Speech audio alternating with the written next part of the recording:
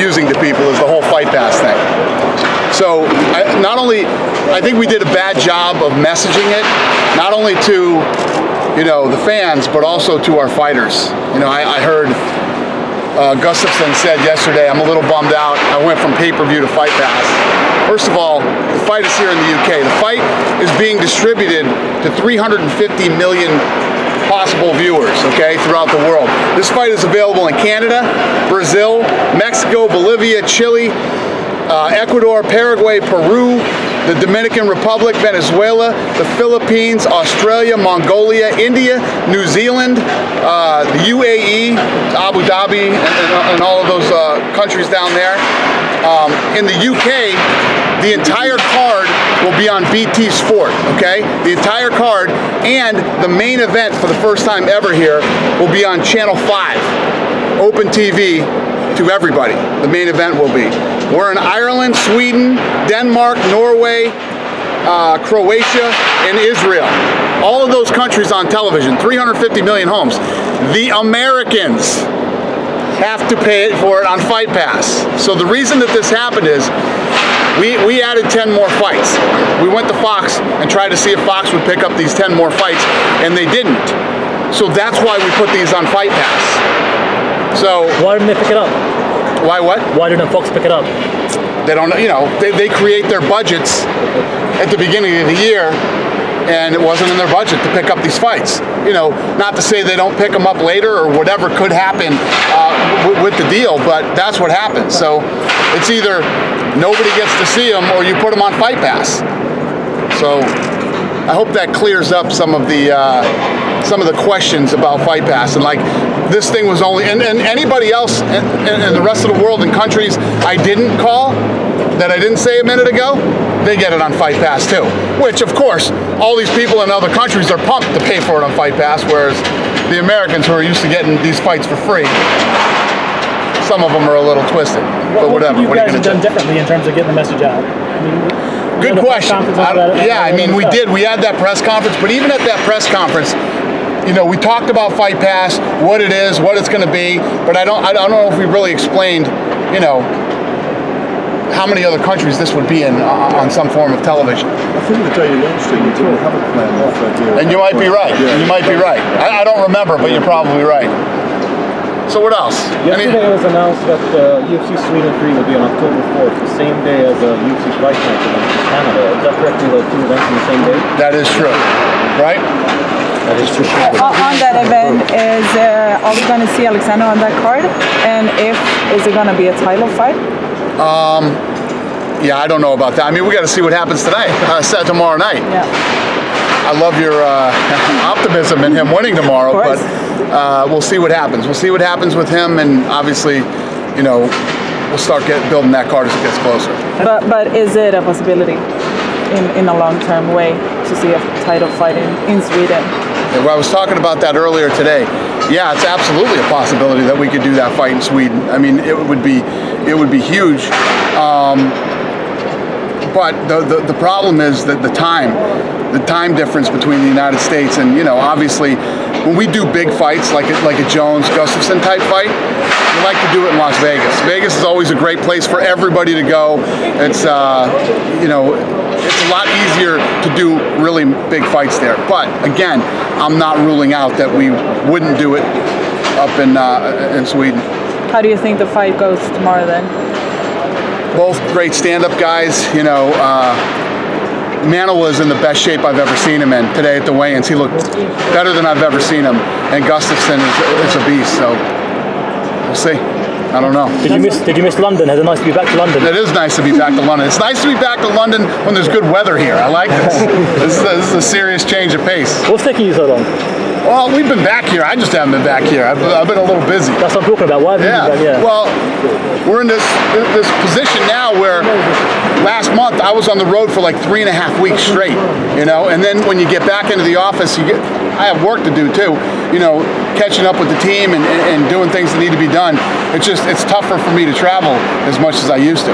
You know, there was a point in time when I was like, I'm still going to every fight, and then we had 10 more fights, and then we had 10 more fights, and you know, it's tough to do. What is it about the British fight fans here in the UK? They're nuts. Yeah, exactly. I just told the fighters, I said, for those of you that have never fought in the UK, get ready, because tomorrow's going to be a fucking experience. It's awesome. The only thing I can compare it to is like Brazil. Brazil and the UK, if you've never seen a fight in Brazil or the UK, it's something you have to put on your bucket list, because it's pretty special. You're going to have Canada mad at you now, too. Huh? You're going to have Canada mad at you now, Canada's already mad at me. It's going to be a while before they're not mad at me. Swedish fans have been chanting every match. That's not a good crowd too? Huh? The Swedish fans. Swedish, oh, here we go. Now I'm hurting everybody's feelings. Dana, what about France? Fans are Yeah, awesome. we come from what about France market? Going even to Paris. What about it? Paris, France. France market. Is it something? Yeah, that's, you know, we love that market. We want to go there. It's you know, we're working it. We're massaging it. We're getting it done. Last Friday, Joe Rogan said on a LA radio station that there was a big secret regarding the women's division. Can you shed any light on this? And can you announce this big? Joe Rogan blew my whole week with that interview. Okay, I've been getting terrorized ever since he said it. There's nothing done as far as her next opponent is, and Kat Zingano has gone kind of radio silent on me. She's been through a lot of stuff, so I don't know where she's at or what she's thinking. But and Ronda's on vacation. She's like in Costa Rica or something. You know, she's off the grid for a while, so no big announcements yet. So no Gina Carano. There's no Ronda Rousey versus Cyborg or Gina Carano in the works. So when people started talking about the Gina Carano thing, I literally didn't even know how many fights we had Gina Carano under. You know, she's still under a Strikeforce deal. So when everybody started calling me about this thing, I asked our legal team. She's got a 4-fight deal left with Strikeforce under a Strikeforce contract. Is that still valid?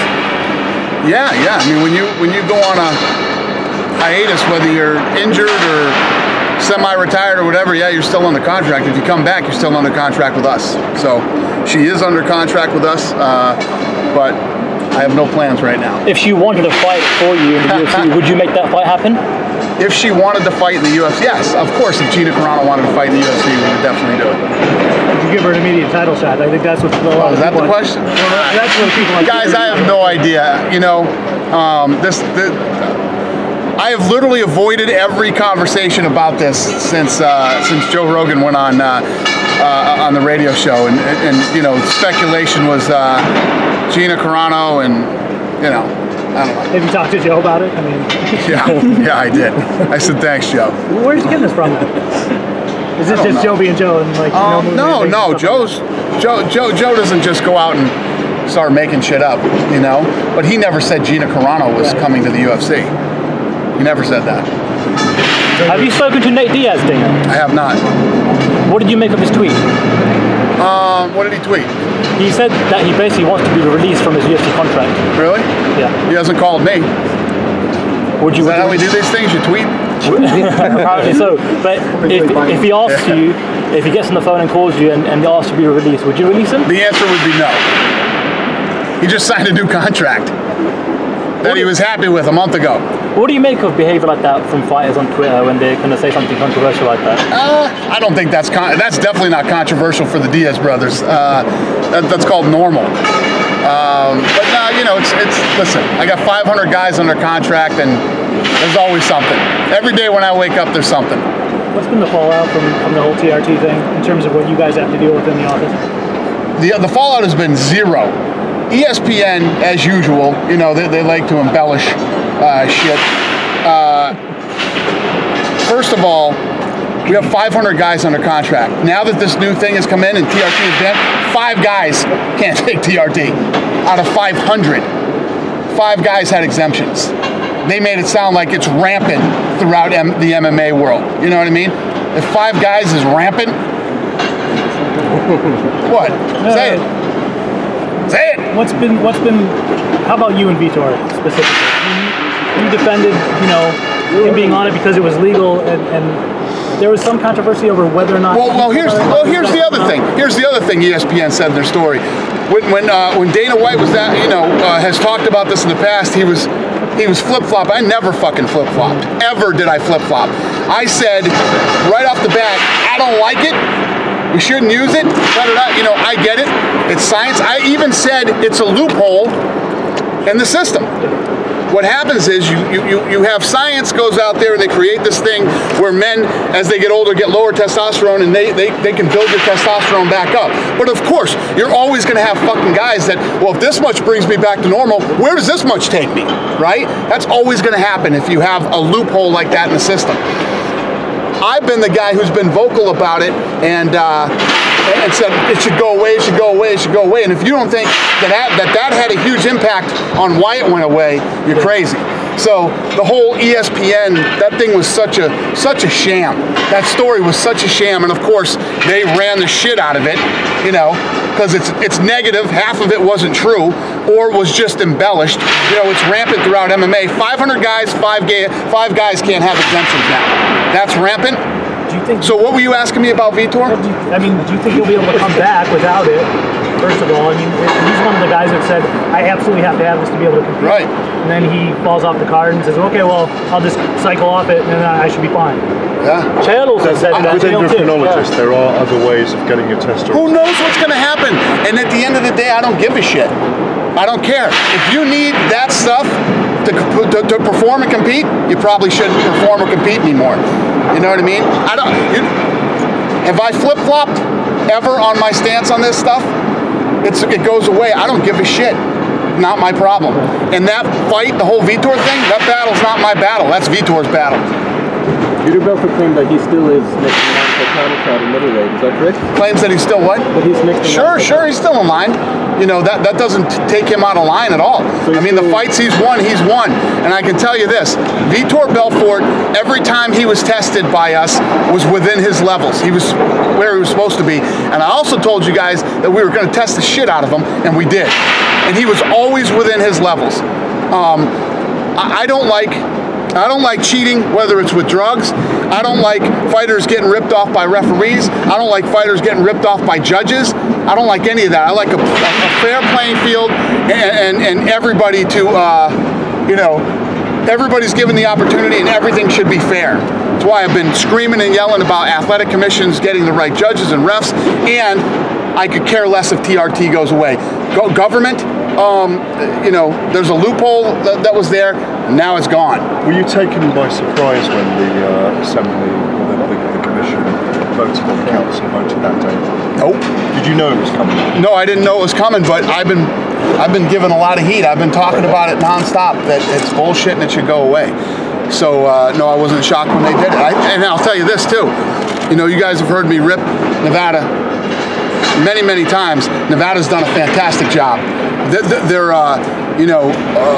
Cisco is really doing a great job over there right now, and all the other athletic commissioners. So I couldn't be happier with the commission now. I think they're doing a great job. A few years ago, when you first bought Strikeforce, I remember you saying that you had big plans. And you couldn't reveal those big plans were going to be because of what went down with the network. Now that the dust is settled and the whole Strikeforce deal and you know, being formed into the UFC, can you just give us some insight about what your original big plans were? I have no clue. I don't even remember. Do you remember that? I don't even remember. I remember that. Yeah. You said you had some big plans for Strikeforce and what you were going to do with it. We probably did it. We probably did something fabulous and it was great, and I just don't remember it. Hey, Dana, it seems like you take a real personal liking to Gunnar Nelson. He's been out in the UK 2 times. How excited are you to have him He's back? an exciting fighter, and the guy he's fighting is exciting too. That's going to be a great fight. Yeah, I like the kid. He's very talented. Fun to watch. If Brad Pickett wins tomorrow, can he be next in line for a title shot with the DJ? Yeah. Yeah? Yeah, he could be. It's 4 years since you've been back at this venue. You've been here a couple of days already now. Have you noticed there's a difference here? Did you feel something different this time? You feel there's something shifting, the plates are moving. This is what feels different right over here. Told you guys when we hired him what was going to happen. I told you this was the guy for the job, and he's done. Look at what he's delivered in the short time that he's been here. You know, we've had people over here for years that in the total amount of time that everybody who was here didn't do anything compared to what this man has done in a short amount of time. You know, how about this? How about tomorrow night, the main event is going to be on live open TV here.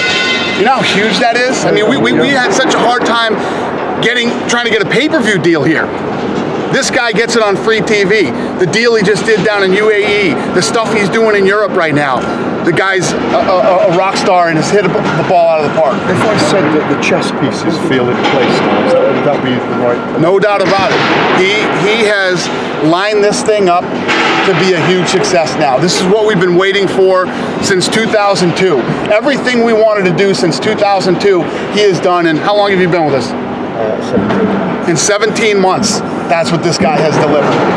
I think the Channel 5 deal is probably the biggest news story in the UK for the UFC in the last couple of weeks. I was speaking to Gary about this just the other day. Just to give people perspective of what a big deal this is. Your old friend Tyson Fury, when his boxing fights air on Channel 5, he gets in a region of 2 million viewers. So, you know, what could the UFC potentially do on Channel 5? That's awesome. I don't know. We're going to find out. I hope we do Tyson Fury numbers or more. I don't know. I don't know what the potential is, but I know this.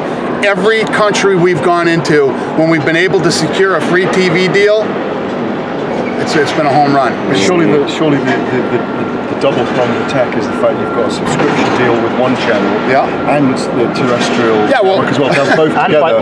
Hey, we couldn't get a television deal here. Now we got two. It's amazing. One on free TV and the other one on BT. You can watch the whole card on BT, and you can watch, you know, the main event on both. And there's no debate tomorrow. If Alexander wins, he's getting a title shot. There's no chance that Cormier can sneak in there. No debate. Any other. No debate. No debate. He's got to win tomorrow night, and then Jones has to beat Glover Teixeira, and that fight will happen. But if Manuel won, there might be a chance for Daniel or not. I don't know. We'll see how it plays out. And if Teixeira wins, then it's Teixeira and Gustafsson? Gustafsson's getting back no matter what? Am I making fights that didn't even happen? I mean, but we all know that the Jones and Gustafsson rematch was the one that everybody was hinging on them winning, and if something crazy happened with Jones and he didn't win, you're saying. But then if Teixeira stubbed his toe, he might not be able to do it, so maybe Cormier would fight. That's what I had. There's a million things that could happen. Gilbert Melendez said that he's going to bring the Diaz brothers on board for his coaching staff for the new season of Tough. So you're going to be spending a lot of time with the Diaz brothers. Is that something that you're looking forward to? Oh, I can't wait. I can't wait. But obviously that's the crazy thing about this thing is I actually like the Diaz brothers.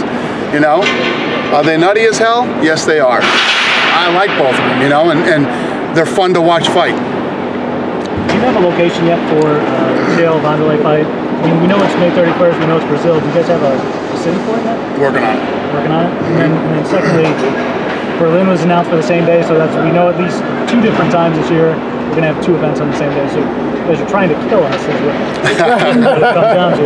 Yeah. So how many more times is that going to happen? I don't know. It's only going to get worse.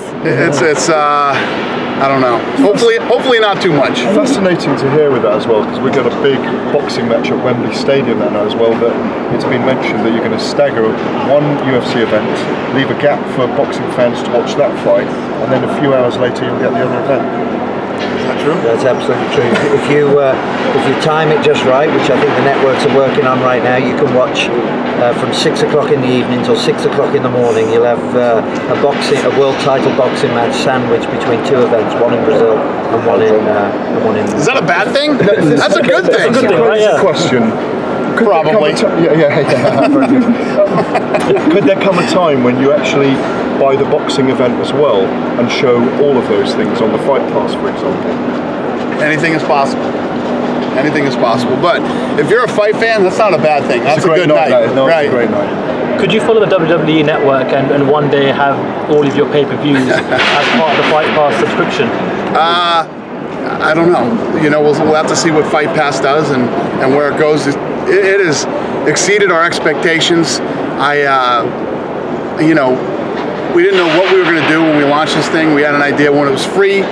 You know, we had people in there poking around and trying it, but then when we went live, I expected there to be more people on Fight Pass when it was free than when we went live, but it was the complete opposite. There's way more people subscribed now than when we were actually free. So it's pretty interesting. What's the fan reaction been like for the Fight Pass? Has it been positive? Well, you know, there's people who have it and who are, you know, who are out there experiencing love it, and then you're going to have the people that are chirping because they have to pay $10 more. You know, it's part of the growth of the sport. We added 10 more fights. We're moving into these countries, and like I'm sure you've heard him say this a million times, but what we're doing is we're localizing the sport here in these different countries. Here in England, you're never going to become a mainstream sport if you're on at 3 o'clock, 4 o'clock in the morning. Yeah. So now we're here in your country, which you guys know you want more live events, on your free TV in prime time, the way that we've done it in the United States. Why hasn't it worked over here? Because we haven't done it the right way. And now we're doing it the right way. We're bringing in Dan Hardy and some of these guys to broadcast the shows here. So when your people, you know, you're going to have the hardcore contingent. It's like, where's Rogan and where's Buffer and why is this guy not here? Why is Ariani not up? You know, you're going to have those guys that are going to do it. But to grow the sport and to make the sport big, you know, listen, you guys don't want to hear a bunch of Americans yapping on your TV. You want to hear it in your, I know we all speak English, but you guys speak a different English than we speak, okay? That's what you want to hear. You want to hear your people, you want to see your fighters, you know, and fighters from the United States and throughout Europe and the rest of the world like we do. But it's here, it's yours, it's in your time, in your place, and with your people calling the fights. Could you ever see a future where perhaps there's European rankings or European championships? You know, we've talked about that a million times, and I would never say never, but I don't like it. I don't like it. I like world rankings, you know, on our thing. We're ranking all the way down to 15 now, you know? And we could even rank down to the top 20, but when you start getting into the European stuff, and it's like the European guy that's ranked number 1, 2, 3. It's just that just gets too confused. Exactly. Do you have any time plan for when the Strikeforce fights will become available on Fight Pass? Yeah, so that's a great question. I've been meaning to answer that question too. You know, some people out there, oh, the shit isn't on here. You know how much time it takes to get all this stuff? And plus, some of this old footage, we have to take things out. There's some things that we can't leave in there. Old sponsors that were on there and things that you can't do. We can't do it. So some of that stuff needs to be stripped out.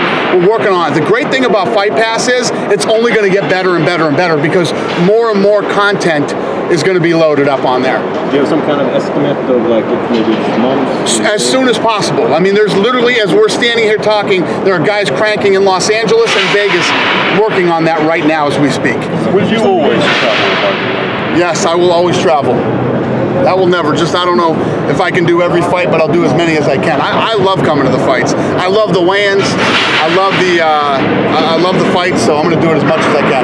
Can you tell me if there's any update on UFC in India? Me being Indian myself, I've got a lot of interest in that. I spoke to Forrest Griffin yesterday, and he said that there's a trip planned for him to go out to India in April. Can you give us any update on India? We're working on all these markets. You know, it's got to start with the talent first. You get in there and you start cultivating the talent, which we've done in Mexico, which we've done in China, and other places. You want to talk about? Well, you still haven't started on places like Russia. You know, Poland's still a big market for us. We're in Turkey for the first time. So, you know, people often talk about this sport as, you know, it really was an American sport once. It's taken on Brazil and it's taken on Mexico and Canada, obviously. And the 6.4 billion people in the world, there's only 232 million in America. It's a pretty big opportunity out there. Yeah. Is Poland on hold for now? I think in Manchester you said Poland is probably in the plans for this year, but well, it is for this year. 2015, you know, we're starting to crank for 2015 planning, and it almost seems that every time we put something out there in the plans, everybody sort of jumps up in arms about it. I'd actually like to get to a point where we're mapping out the next 18 months, so everybody knows where they are, the fans know what's going to be happening, they know what's going to be happening the fight week, the sponsors and the commercial partners know what's going to be happening, and I think that's an important thing for us. Poland is absolutely on the map for 2015. Can you give us an update on Cain Velasquez and how he's doing? He's doing great. Yeah, he's coming along. As long as everything goes, you know, the way it's going now, he should be back soon. And you said that you won't go to Mexico without him, is that correct? Won't go to Mexico without him. That would be stupid. It's been a couple years since the announcement of the International MMA Federation, and I know there's been some amateur national championships, and the plan is in July there will actually be a worldwide amateur championship. Are you involved in that? Have you been in any discussions about those? Are you working with those guys? Yeah, I mean, it's it's always an issue for us on how you build this thing with different organisations. But we can't give too much away on that stuff at the moment, so we just have to keep some of that to ourselves. Okay, mate, you said a few weeks ago that you were trying to make the fight between Alistair Overeem and JDS, Junior Dos Santos, and you said that basically Overeem was scared of him. Since then, you've announced that JDS is going to be fighting Stipe Miocic. Can you just give us an update on your relationship with Alistair Overeem and when he's going to fight again for the UFC? As far as I'm concerned, I have a fine relationship with Alistair Overeem. He didn't want that fight, and that's the truth. He started an injury. He didn't have that injury when he called Brock Lesnar out. Fucking rib was fine. Hey Brock, I want to fight you. Right? Isn't that what he said? After my rib heals, I'd like to fight Brock Lesnar. Did he say that? He didn't say that, did he? No, he said, I want to fight Brock Lesnar. That's what I want. Come on, Brock, come on out and fight. He didn't say, I'll fight you after my rib heal. It kind of hurts. Speaking of, what about Brock? He's coming to the end of his WWE contract soon, I believe, after WrestleMania. Have you had a conversation with him about potentially? I don't think his contract's up for another year. Oh, okay. Yeah. All right. We've seen an increasing amount of a large amount of fighters testing positive for marijuana. We saw Jessica Ai, for example. Is there any plan for maybe altering the rules more? I can't do that. That's the athletic commission. That's up to them. That's the government. They decide that. You know, Jessica Ai in any other state doesn't fail for marijuana. She was like I don't remember what it was now. It's like a 0.40 or something like that, and she was a 0.5. Yeah, you know, she just barely, or a 0.41 or something ridiculous. You know, in Texas, any other state, she doesn't test positive for marijuana. Marijuana is a tricky one right now. It's legal in some states. It's not legal in some states. It's not really a performance-enhancing drug, but they look at it as like a type of painkiller. It's a pain in the ass. But in situations where the UFC is governing... Listen, let me ask you a question. Now the TRT is gone, are you going to start asking me about fucking marijuana now? You got to ask about something. Right? Oh my God! What else? I think the only thing, just in closing, you know, once we come out of here tonight, tomorrow night, it's off to Abu Dhabi. People seem to be forgetting. You know, we got Nogueira, Roy Nelson, another European event for European television around the world. So let's not forget the other great fights that are coming as well. So I look forward to seeing you all tomorrow. Boom! Shameless plug at the end of this thing. You watched the China top finale on Fight Pass. Yep. It's kind of a zany series, wasn't it? Yeah. It was, you know. It was beyond zany. The yoga guy who was 0-0 coming in and who wanted to be the best MMA guy. It was it was a bizarre series. Interesting and very challenging. Yeah. To do that in China, but you know what? We got it done. The finale was awesome. Yeah. Kim was a rock star in that fight, and it all went well. Can I ask you about Kim? Because not only his performance against John Hathaway, but he's got this attitude now, hasn't he? He looks like he's ready for a title. Oh yeah, no, he came out like a man possessed, and like I said, people were talking shit about him. You know, he was boring, he'd wrestle, this, that. Boy, he wasn't boring last Saturday, was he? Does he look like a title? He looked awesome. Does he look like a title? He did that night. Let's see the next fight. Speaking about tough, there's been a lot of rumours of maybe a England versus Ireland season of tough. Ooh, I like it. Yeah. Make that happen. England, Ireland, Scotland and Wales would be even better. Ooh, there you go. Let's make that one happen. Well, let me get back to work then. Brilliant. You good? You done with me? Thank you guys for sticking around. I appreciate it. Thanks for sticking around. Thanks. All right.